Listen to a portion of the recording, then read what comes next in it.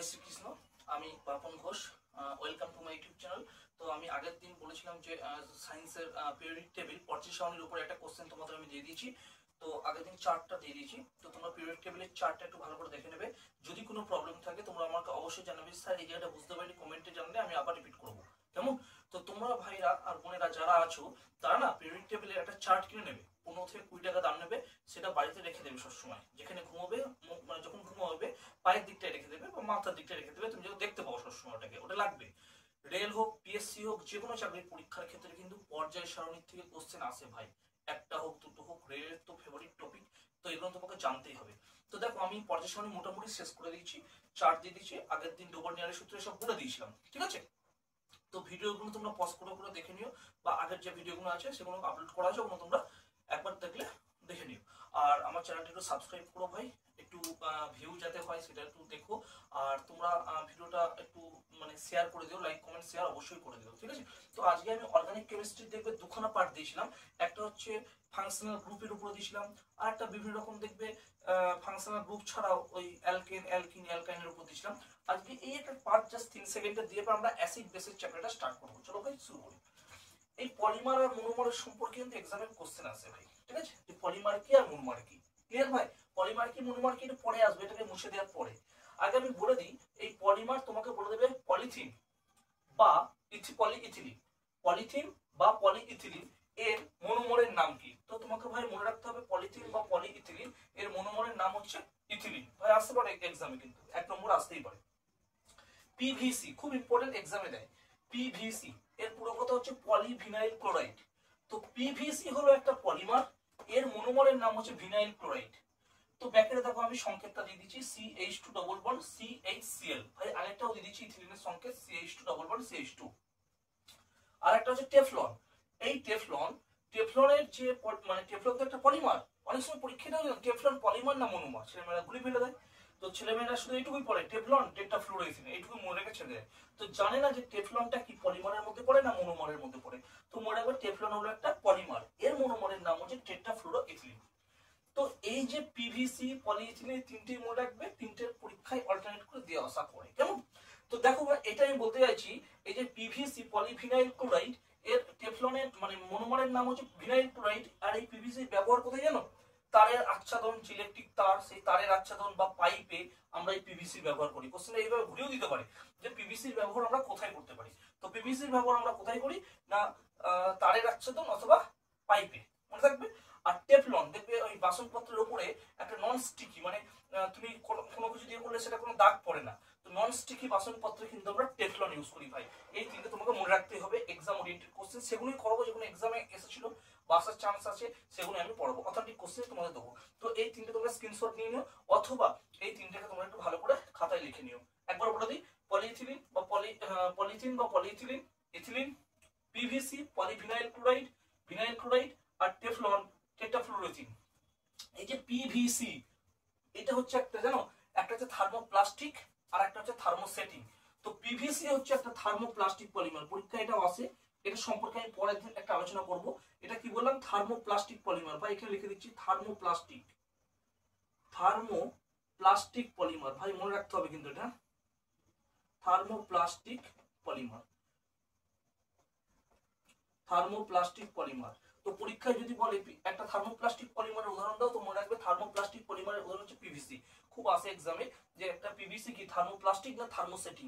তো মনে রাখবে থার্মোপ্লাস্টিক পলিমারের নাম হলো পিভিসি। তো ভাই এখান থেকে এইটুকু, আমরা আজকে চলে যাবো ডিরেক্ট অ্যাসিড বেসের চ্যাপ্টার। আজকে একটা দেবো, পরের দিন অ্যাসিড বেস শেষ করে দেবো, আজকে জাস্ট একটু ক্লাস দেবো একটা।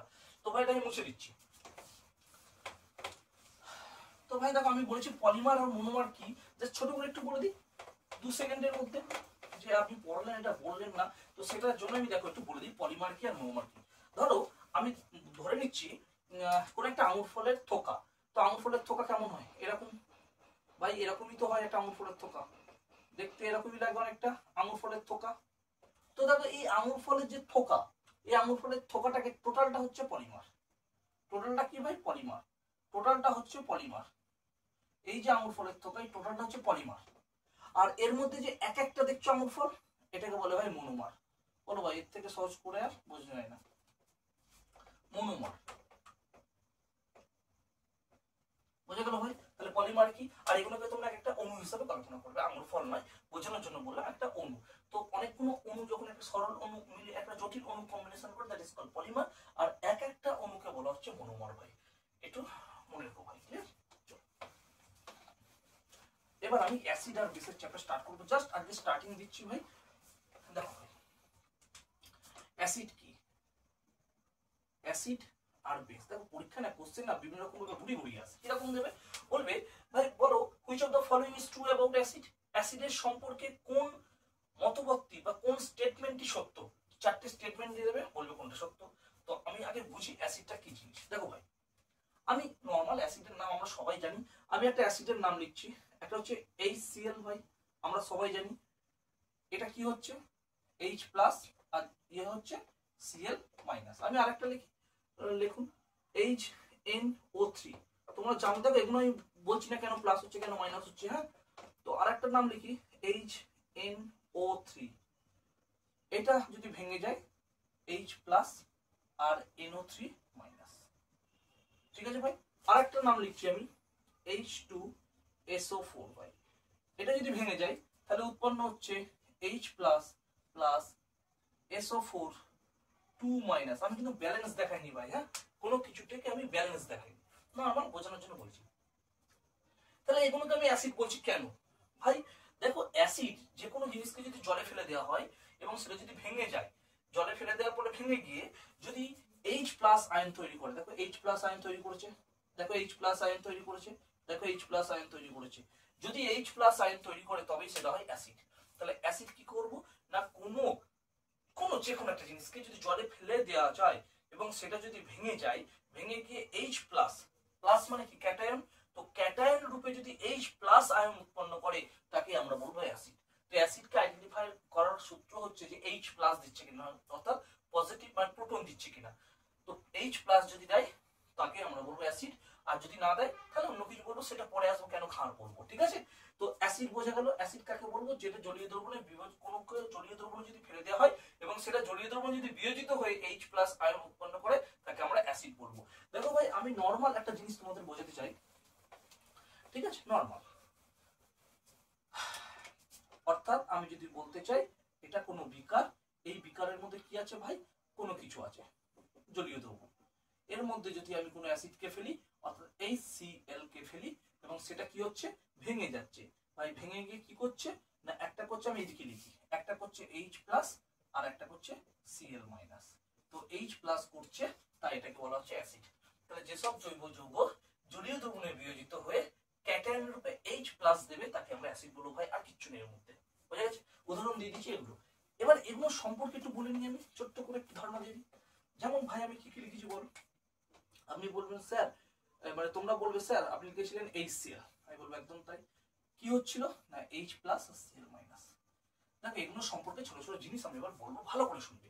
এই যে HCl এটাকে বলে হাইড্রোক্লোরিক অ্যাসিড, লিখবে, আমি কিন্তু সবটা লিখবো না। HCl এটাকে বলে হাইড্রোক্লোরিক অ্যাসিড, আর HCl এটাকে বলে সামুদ্রিক অ্যাসিড, মনে থাকবে। এবং এর আরেকটা নামও আছে, সেটা হচ্ছে মিউরিয়েটিক অ্যাসিড, মনে থাকবে। তো হাইড্রোক্লোরিক অ্যাসিড এর নামগুলো অল্টারনেট নেমগুলো আমি লিখে দিচ্ছি।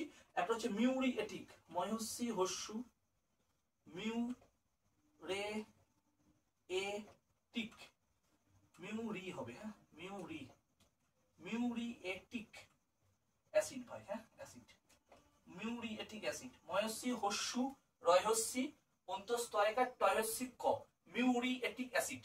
বা এর আরেক নাম হচ্ছে ভাই সামুদ্রিক অ্যাসিড, হ্যাঁ, এর আরেক নাম হচ্ছে সামুদ্রিক অ্যাসিড।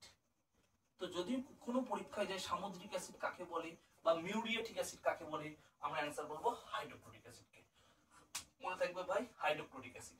আর এই হাইড্রোক্লোরিক অ্যাসিডকে আমরা মানে সংশ্লেষ করি যে পদ্ধতি, তার নাম হচ্ছে ভাই লা ব্ল্যাঙ্ক পদ্ধতি, মনে থাকে যেন। কোথায় লিখি ভাই, এখানটা লিখি, এই জায়গাটায় লা ব্ল্যাঙ্ক পদ্ধতি, লয়াকারে লা ব্ল্যাঙ্ক, বয় লয় জফলা আকার অনিশ্চয়, লা ব্ল্যাঙ্ক পদ্ধতি। তো এগুলো কিন্তু মাথায় রাখতে হবে। তাহলে পরীক্ষায় যদি কখনো কোশ্চেন আসে হাইড্রোক্লোরিক অ্যাসিডকে কোন পদ্ধতিতে সংশ্লেষ করা হয়, সো অ্যান্সার আমরা বলবো লা ব্ল্যাঙ্ক পদ্ধতিতে সংশ্লেষ করে থাকি। আর এই হাইড্রোক্লোরিক অ্যাসিডকে কি বলা হয়, মিউরিয়েটিক অ্যাসিড অথবা সামুদ্রিক অ্যাসিড। আর এই হাইড্রোক্লোরিক অ্যাসিড এর মানে কেন অ্যাসিড, কারণ এটা H+ দেয় বলে এটা অ্যাসিড, মনে থাকবে। তো এই তিনটে জিনিস আমাকে মনে রাখতে হবে, একটা লা ব্ল্যাঙ্ক পদ্ধতি, লয় আকারে লা বা লয় জফলা আকার অ্যানেশন লা ব্ল্যাঙ্ক পদ্ধতিতে, আর এটা। তো এই সেল সম্পর্কে আমি মোটামুটি বুঝে গেলাম। এবার এই সেলটা মুছে দেওয়ার পরে না আমি চলে যাবো যেটা, সেটা হচ্ছে H2SO4 ভাই। দেখো ভাই, এই যে H2SO4 এটার নাম আমরা সবাই পরিচিত, এর নাম হচ্ছে সালফিউরিক অ্যাসিড, ঠিক আছে। H2SO4 এটাও যখন ভেঙে যাচ্ছে কি উৎপন্ন করছে, বলে কেন স্যার H+ তৈরি করছে আর SO4 2- তৈরি করছে, ক্লিয়ার। তো এই যে হাইড্রোক্লোরিক অ্যাসিড এটাকে কি বলি, এটাকে বলে অ্যাসিডের রাজা, অর্থাৎ কিং অফ অ্যাসিড। কি বলে না, কিং অফ অ্যাসিড। তো কিং অফ অ্যাসিড কাকে বলে সেটা আমি বলে দিলাম, না হাইড্রোক্লোরিক অ্যাসিড, সরি সালফিউরিক অ্যাসিডকে বলে, ক্লিয়ার ভাই। এই যে সালফিউরিক অ্যাসিড এটা কোন পদ্ধতিতে নেওয়া হয়, মানে কোন পদ্ধতি থেকে শিল্প উৎপাদন করা হয়, সেটা বলে কন্ট্যাক্ট প্রসেস বা স্পর্শ পদ্ধতি। আমি কন্ট্যাক্ট প্রসেস বলে লিখছি, CONTACT, contact process, contact process বা বাংলায় বলে স্পর্শ পদ্ধতি। ওটা ছিল লা ব্ল্যাঙ্ক পদ্ধতিতে হাইড্রোক্লোরিক অ্যাসিড, আর সালফিউরিক অ্যাসিডকে হচ্ছে কন্ট্যাক্ট প্রসেস বা স্পর্শ পদ্ধতিতে হাইড্রোক্লোরিক অ্যাসিডকে আমরা আইডেন্টিফাই করতে পারি, আই মিন শিল্প উৎপাদন করতে পারি। আর হাইড্রোক্লোরিক অ্যাসিডকে বলা হয় কিং অফ অ্যাসিড, মানে অ্যাসিডের রাজা। মনে রাখবে ভাই, এই দুটো জিনিস আমাকে মনে রাখতে হবে কিন্তু, ঠিক আছে। এটাই মুছছি।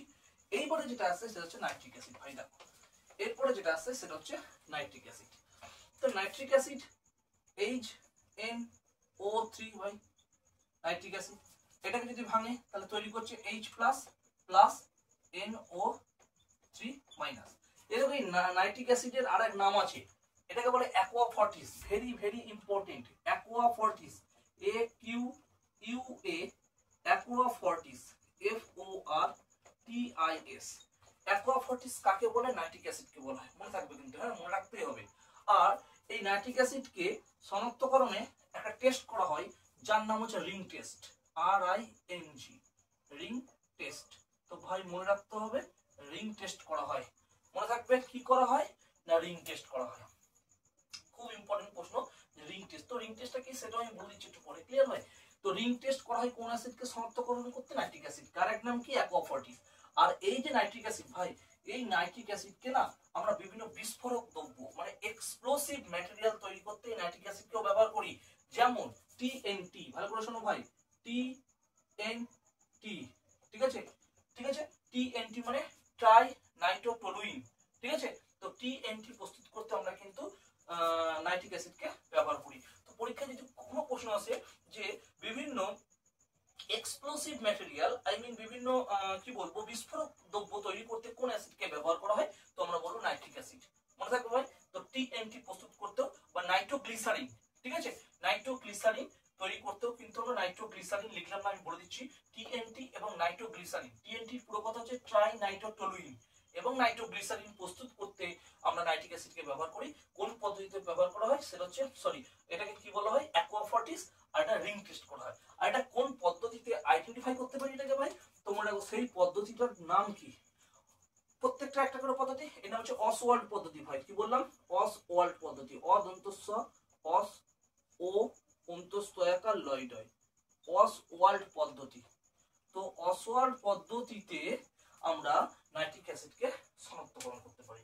তো ভাই মনে রাখবে কি পদ্ধতি, অসওয়াল্ড পদ্ধতিতে আমরা নাইট্রিক অ্যাসিডকে শনাক্ত করি। এটাও পরীক্ষায় দেয় যে অসওয়াল্ড, দেখো নাইট্রিকের কতগুলো কোশ্চেন আমি পেয়ে গেলাম, রিং টেস্ট থেকে শুরু করে পুরো জিনিসটা আমরা পেয়ে গেলাম। বলো কোনো অসুবিধা এটুকুতে না।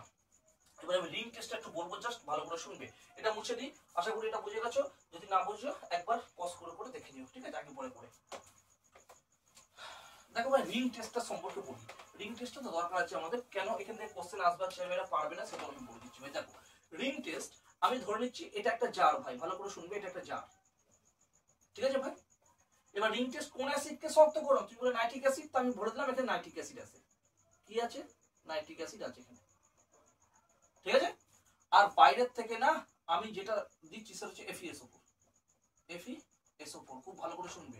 তাহলে নাইট্রিক অ্যাসিডের সঙ্গে কি মিশবে, FeSO4 আসছে, FeSO4 আসছে, তাই তো। তাহলে আমি ধরলাম এখানটা FeSO4 এসে জমলো, FeSO4 এসে জমলো ভাই, খুব ভালো করে শুনতে হবে কিন্তু, ঠিক আছে। আচ্ছা FeSO4টা একটু উপরে লিখি তাহলে তোমাদের বুঝতে সুবিধা হবে। আমি ধরলাম তাহলে FeSO4 আসছে, তাহলে FeSO4টা কোথায় এলো, এখানটা এলো,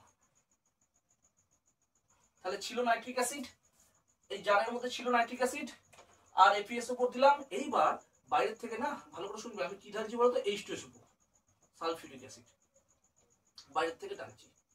এবার এই সালফিউরিক অ্যাসিডটা যখন ঢালছি না, এটা আসছে এর মধ্যে, এদের দুজনের মাঝখানে এসে সালফিউরিক অ্যাসিডটা এরকম রিং এর মতো একটা স্ট্রাকচার তৈরি করে ফেলে। সালফিউরিক অ্যাসিডটা এসে এরকম রিং এর মতো একটা এরকম স্ট্রাকচার তৈরি করে ফেলে এদের দুজনের মধ্যে। তো এই যে রিং গঠিত হয় তার জন্য এটাকে রিং টেস্ট বলা হয়। ক্লিয়ার ভাই? তাহলে একটা বিকারের মধ্যে প্রথমে নাইট্রিক অ্যাসিড নিলাম, তারপরে ফেরাস সালফেট ঢালা হলো, আর তারপরে বাইরের থেকে যখন আমি H2SO ঢালছি, ওই ফেরাস সালফেট আর নাইট্রিক অ্যাসিডের সংস্পর্শে গিয়ে কি করছে, একটা রিং এর আকার নিয়ে নিচ্ছে। কে নিচ্ছে? এই H2SO4টা ওদের সঙ্গে বিক্রিয়া করে। তাহলে পরীক্ষার প্রশ্ন হলো নাইট্রিক অ্যাসিডকে শনাক্তকরণে বা রিং টেস্টে কি কোন অ্যাসিডকে শনাক্ত করা হয়? না নাইট্রিক অ্যাসিডকে। এবার বলবে বলো তো নাইট্রিক অ্যাসিডে যে রিং টেস্ট করা হয় সেখানে নাইট্রিক অ্যাসিডের ছাড়া আর কোন কোন জিনিস ব্যবহার করা হয়? তখন তোমাকে মনে রাখতে হবে ভাই, এখানে তৈরি করা হয় FeSO4, ফেরাস সালফেট আর তোর হচ্ছে সালফিউরিক অ্যাসিড। তাই মনে থাকবে ফেরাস সালফেট আর সালফিউরিক অ্যাসিডকে আমরা ব্যবহার করতে পারি। আর সালফিউরিক অ্যাসিড কোন দুটো মানে এলিমেন্টের সংস্পর্শে চলে আসে? সেটা হচ্ছে FeSO4 আর HNO3। আর টোটাল কটা ব্যবহার করা হচ্ছে? FeSO4 আছে, HNO3 আছে আর H2SO4 আছে। তো বিভিন্ন রকম প্রশ্ন এখান থেকে করতে পারে, সেটা আমি বললাম। আর যে বলয় তৈরি করে সেটা কে করে? না H2SO4 করে। এবং এটার সাহায্যে আমরা বুঝতে পারি যে বলয় টেস্ট বা রিং পরীক্ষায় নাইট্রিক অ্যাসিডকে শনাক্তকরণ করা হয়। কেমন ভাই? চলো এবার আমি ক্ষারে আসছি। বেস বা ক্ষার, এটাকে অ্যালকালিও বলা হয়। তো বাদ দাও, তো ক্ষার কি জিনিস? আমি ধরে নিচ্ছি, আমি ভাই ধরে নিচ্ছি ক্ষার। এবার অ্যাসিড তো হয়ে গেল ভাই, এবার আমি বেস করাচ্ছি বা বলতে পারো অ্যালকালি। বেস বা অ্যালকালি বা ক্ষার, অ্যাসিড হয়ে গেল। এবার বেস, বেস কি জিনিস? আমি ধরে নিচ্ছি ভাই NaOH, NaOH, ঠিক আছে ভাই? এটা যদি জলীয় দ্রবণে ভেঙে যায়, যেটা তৈরি করে ভাই সেটা করে একটা Na+, আর একটা যেটা করে ভাই সেটা হচ্ছে OH-, তাই তো? আর একটা ধরে নিচ্ছি KOH। এই KOH যদি ভেঙে যায় তাহলে একটা করে K+, আর একটা করে হচ্ছে OH-। তো অ্যাসিড কি বলেছিলাম?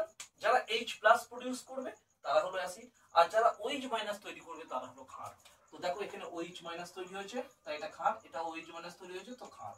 তো ক্ষার মানে হচ্ছে OH- তৈরি করবে, ক্ষার মানে হচ্ছে ভাই OH- তৈরি করবে। তাহলে অ্যাসিড কি না, যে সকল জৈব যৌগ জলীয় দ্রবণে দিলে সেটা ভেঙে যায়, ভেঙে গিয়ে H+ তৈরি করবে তাহলে অ্যাসিড, আর যদি OH- তৈরি করে তাহলে হবে ক্ষার। মনে থাকবে ভাই অ্যাসিড কাকে বলে, ক্ষার কাকে বলে, কনসেপ্টটা বোঝা গেল? তো অ্যাসিড আর ক্ষারের কনসেপ্ট এই পর্যন্তই আজকে।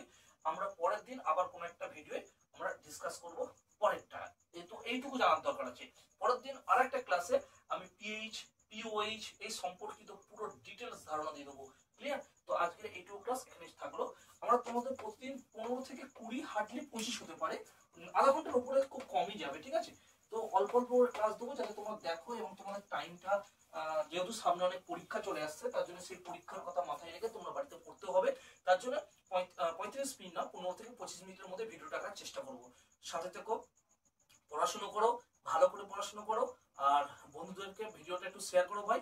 আমি তো আছি, পাশে আছি, সবসময় কমেন্ট করবে স্যার এটা পাচ্ছি না, আমি যখন চেষ্টা পারবো টাইম পাবো আমি তোমাদের রিপ্লাই দেওয়ার চেষ্টা করবো। আর পড়ে যাও কিন্তু ভাই, ভালো করে পড়ে যাও আর লড়ে যাও, আছি আমি, সবকিছু হবে। থ্যাংক ইউ, রাখছি, ভালো থেকো।